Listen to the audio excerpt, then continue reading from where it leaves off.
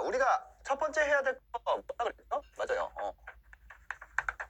이걸 먼저 찾아야 된다는 거예요. 어떤 썸네일을 우리가 발굴을 했단 말이에요. 뭐를 통해서? 뭐 뷰트랩을 통해서 우리가 뭘 해야 되는지를 찾는 방법을 배웠어요. 그죠? 그런데 이 어떤 썸네일이 이렇게 쫙 있다고 해볼 때 보통 이런 뭐 예를 들면은 유튜브 이렇게 하고 막 이렇게 사람 얼굴 이렇게 들어 이렇게 돼 있어. 그럼 이게 이 글씨 때문에 클릭하는 건지 아니면 이 사람의 어떤 표정 때문에 클릭하는 건지 우리가 아니면 뭐 여기에 나와 있던 어떤 뭔가 때문에 이미지 때문에 클릭하는지 구별을 해야 된다는 거죠. 왜 그래야 되냐면 우리가 이 썸네일보다 더 뛰어난 썸네일을 만들기 위해서예요. 만약에 이미지가 이 사람이 지루해 보이는 어떤 이미지였어요. 그러면 더 지루한 뭔가로 바꿔야 되는 거고, 아니 뭔가 여기에 뭐 유튜브 하는 3가지 방법이 있어요. 그럼 우리는 뭐 4가지를 하던, 그죠? 아니면 유튜브보다 더 확장해서 SNS로 하던, 아니면 뭔가 이게 유튜브를 하는 근본적인 욕구가 어디에 나와 있는가, 이게 이 내용을 봤더니 뭔가 유명해지는가. 그러면은 실제로 유튜브 하는 3가지 방법이 아니라 유튜브를 유명해지는 더 자극적인 뭔가로 바꿔줘야 된다는 거죠. 그럼 이걸 우리가 텍스트에다가 무게 중심을 두고 발전시킬 것이냐, 이미지에다가 할 것이냐, 이거를 우리가 한번 생각을 해봐야 된다는 거예요. 어떤 얘기인지 아시겠죠?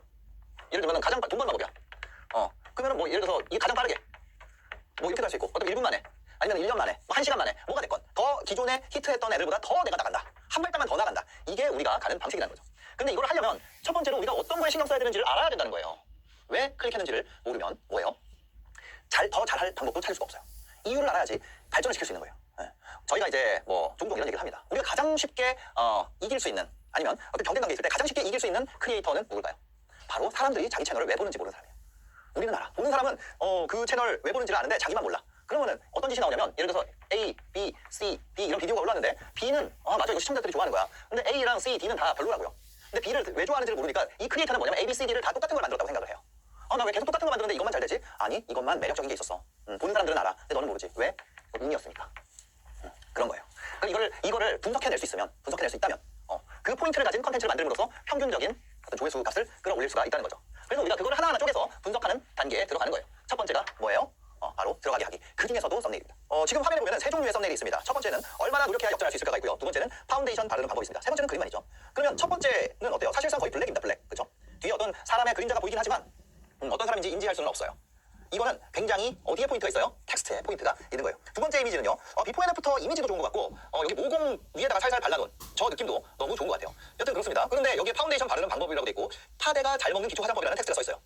근데 이것 자체도 어떻게 보면은 좋은 것 같아요. 이 텍스트 때문에 본 것 같기도 해요. 그죠? 이 둘 다 어떻게 보면은 무게중심이 어디 있다, 명확하게 얘기하기 어려운 거죠. 세 번째는요, 아예 텍스트가 없습니다. 근데 재밌는 건 이 이야기의 어떤 서사 구조가 있다는 거죠. 화면을 봤을 때 이 화장지를 뚫고 나오는 저 강아지가 어쩌다 저 상황이 되는지에 대한 이 의문감이 떠오르게 되는 포인트가 있습니다. 그죠? 근데 확실히 저 장면이 주는 어떤 이야기가 있다는 거예요. 장면이 주는 이야기. 이미지 한 장으로 승부를 보는 썸네일은요, 그 썸네일 한 장에 뭔가의 스토리가 담겨 있어야 돼요. 그냥 꽃이 내가 마음에 들어서 찍어놨다, 이거는 스토리가 없어요. 근데 꽃을 잡으려고 아기가 이렇게 가고 있는데 그 꽃 위에 이렇게 벌이 있어. 그러면 약간 서스펜스적인 구조가 생기잖아요. 이야기 구조가. 이 비디오에 엄청 재밌는 게 담겨 있다는 그 느낌을 줄 수 있으면 그게 아주 고수의 썸네일입니다. 그 얘기를 한 사람이 누구냐면 바로 진용진이에요. 이 친구가 구구절절 설명해야 클릭하는 썸네일은 그건 하수의 썸네일이다. 고수는 이야기 한 장에, 그러니까 진짜 사람들이 궁금해할 만한 이야기가 담겨있는 결정적 한 장의 사진을 뽑아낼 수 있어야 된다. 그렇다고 하더라고요. 저도 잘 하지 못하지만 혹시 여러분들이 이런 느낌이에요. 그냥 남자가 서 있어요. 그럼 어때요? 그냥 남자가 서 있는 거야. 근데 이게 뭐냐면 어떤 벽이에요. 이 사람이 칼을 들고 있어. 근데 여기 어떤 여자가 걸어와. 그럼 이 한 장을 썸네일에 담으면 이야기가 있잖아. 이런 식인 거죠. 근데 그냥 이 사람만 있으면 이야기가 없잖아요. 그런 이야기를 담고 있는 이미지를 해야 된다. 만약 이미지로 간다면 그런 거죠. 근데 요거는 여러분들한테 혹시나 도움이 될까봐 얘기를 드린 거고, 저도 사실은 그 구조를 잘 만들지는 못합니다. 그런데 여러분들 중에 혹시 이 이야기가 도움이 될 분이 분명히 있을 것 같아서 얘기를 드린 거예요. 근데 여튼 중요한 건 이겁니다. 우리가 오늘 얘기하는 건 이 텍스트와 이미지 중 어느 쪽에 무게중심이 있느냐예요. 그죠? 그래서 이 세 번째는 텍스트에 무게중심이 있을 수가 없죠. 왜? 텍스트가 아예 나와 있지가 않으니까. 그렇습니다. 그리고 나서 밑에는 이 휴지벽에 도전하는 강아지라는 건 그냥 이 이미지에 대한 설명일 뿐이에요. 그렇습니다. 텍스트가 갖는 무게중심이 거의 없다는 거죠. 그래서 이걸 바탕으로 우리가 기존 썸네일을 업그레이드한다는 거예요. 두 번째가 그거에 대한 욕구를 체크한다는 건데, 두 번째도 간단하게 좀 얘기를 하자면 이걸 기반으로 우리가 클릭하는 이유에 대해서 좀 고민을 해볼 수가 있다는 거죠. 그 다음 단계가 이제 업그레이드라는 건데, 예를 들면 이런 거예요. 부업으로 시작해서 월 4천만 원 팔게 된 가정, 35세 우리 엄마. 근데 이게 사실 여러분들이 지금 봤을 때는 어떤 연미소를 아는 분들이 계실 거예요. 근데 이때만 해도 아는 사람이 아무도 없었습니다. 근데 어떤 것이 이제 클릭할 것인가, 이 증거잖아요. 35세 루이 엄마 같은 느낌이잖아요. 그냥 봐도. 그 다음에 블로그 시작해서 쇼핑몰까지 어떤 그 이미지가 느껴진단 말이에요. 스토리가. 근데 그 다음은 어때요? 제가 35세 엄마보다 더 자극적으로 바꾼 거예요. 저의 썸네일을 더 디벨롭을 한 거죠. 어떻게 됐어요? 35세 우리 엄마에서 식당 서빙하던 50대 주부로 더 업그레이드 된 거예요. 여기 중요한 포인트가 있습니다. 예를 들면요, 사람들은 무조건 예뻐야 된다 생각해요. 아니면 무조건 잘생겨야 된다 생각해요. 근데 아니에요. 뭐냐면 실제 그거에 대해서 더 적절하느냐. 영미솔이라는 이 35세 우리 엄마와 50살의 어머니가 우리가 일반적인 썸네일에다가 이미지를 넣는다고 했을 때 누가 더 젊나요? 만약 여기에서 20살짜리 여자가 이렇게 뺀질뺀질 이쁘게 나왔다면 이 제목에 제가 이쁘니까 잘 됐지 이렇게 생각할 거라는 거야. 어떤 느낌인지 아시겠어요? 그거에 아주 적합하게 강화를 해야 된다는 거죠. 그렇습니다. 제가 이제 전반적인 설명을 마쳤고, 그럼 여러분들이 이런 본격적인 썸네일 제작에 들어가기 앞서서 알아둬야 될 기본 원칙들이 있습니다. 여러분들이 썸네일을 만들 때 첫 번째는 썸네일 만들 때 3개 만들자. 끌게. 썸네일 몇 개 만든다고요? 3개 만든다는 거예요. 어떤 이미지가 더 좋지? 어떤 이미지가 안 좋지? 이런 거에 대해서 판단하느라 너무 시간이 오래 걸려요. 그리고 특히나 지금 유튜브에 업로드할 때 썸네일을 같이 올릴 수 있는 기능이 생겼죠. 그래서 여러분들이 썸네일 올릴 때 예를 들면 A분, B분, C분에 유튜브가 썸네일을 뿌립니다. 그래서 더 성과가 좋은 썸네일로 노출이 되는 기능이 생겼어요. 그래서 그 기능을 활용하시기 위해서는 여러분들이 썸네일 한 3개 정도 만드시는 게 좋습니다. 썸네일 3개 만드시면 될 것 같아요. 그래서 그 전에는 어떻게 했냐면 저희가 업로드 직후에 계속 추적 관찰을 했어요. 지금 이 이미지에 보시면 업로드 이후 60분간의 데이터인데요. 처음에 했는데 저조해가지고 저희가 썸네일 한번 바꿨어요. 그때 빵 올라갔죠. 그리고 나서 좀 더 올라갈 수 있을 것 같아가지고 다음 썸네일로 바꿨더니 다시 내려왔어요. 그래서 세 번째 썸네일 했더니 또 내려왔어. 그래서 결국 다시 처음에 했던 썸네일로 바꿨더니 다시 올라오는 현상. 이런 아주 분단위로 여러분들이 조회수가 올라오게 된다면 분단위 조회수라는 것이 존재한다면 해볼 수 있는 거죠.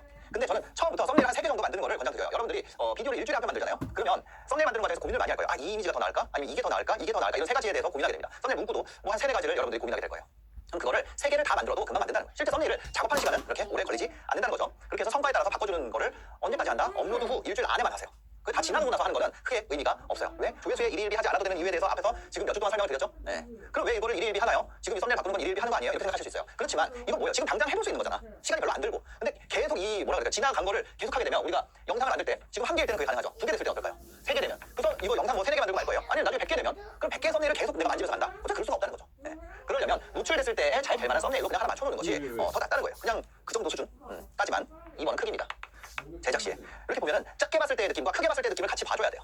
제작하면서 막상 내가 이렇게 작게 줄여봤더니 눈에 안 보여. 그런 거를 감안을 안 하는 거예요. 이 뭐라 그래야 될까요? 글씨를 넣는다고 해도 이 글씨가 작게 했을 때도 보여야 된다는 거예요. 이런 가시성을 우리가 신경을 써줘야 된다. 그 다음에 뭐예요? 이게 아주 기본 요소 중에 하나인데 지금 보면은 이 실행하기 힘든가요? 똑똑해서 그런 걸 수도 있어요. 라는 썸네일이 있죠. 여기 보면 손 쪽에 뭐가 있어요?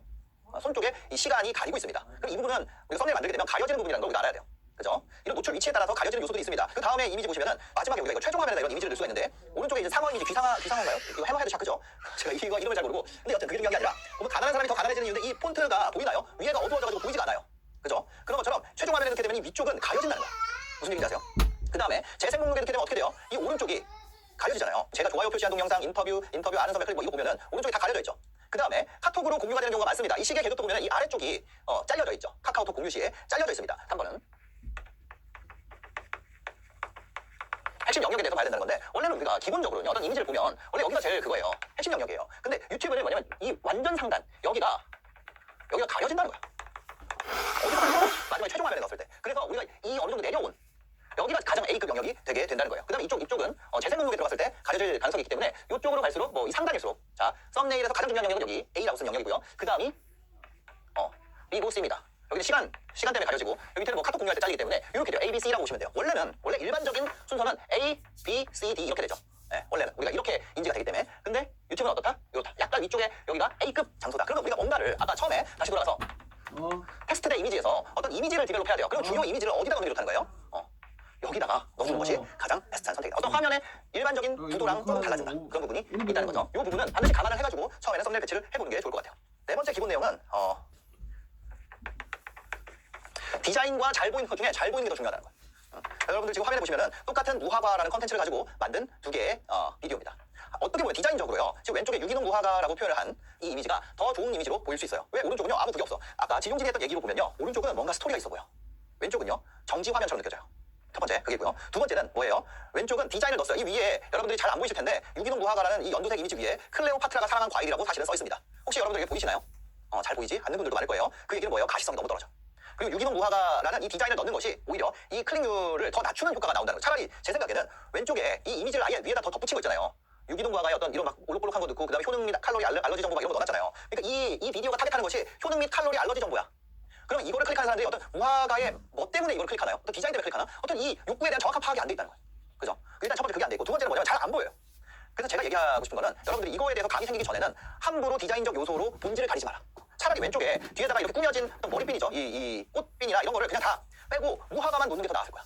아니면 이렇게 한다 그러면 알러지 정보라 그랬으면 아이한테 무화과 먹이려고 하는 장면을 찍은 게 더 의미가 있는 이야기가 담긴 한 장면이었을 거라는 거죠. 무화과를 잘 보여주는 것보다. 그죠? 그런 부분들이 여러분들이 생각해야 되는 거예요. 생각해야 돼. 뭐 해야 된다고요? 생각해야 된다고요. 이거는 생각하지 않은 거예요. 감각으로 그냥 한 거야. 어떤 느낌이냐면 내가 무화과를 다루니까 무화과 사진을 찍어야지. 여기까지만 간 거예요. 뭐가 없어요? 왜?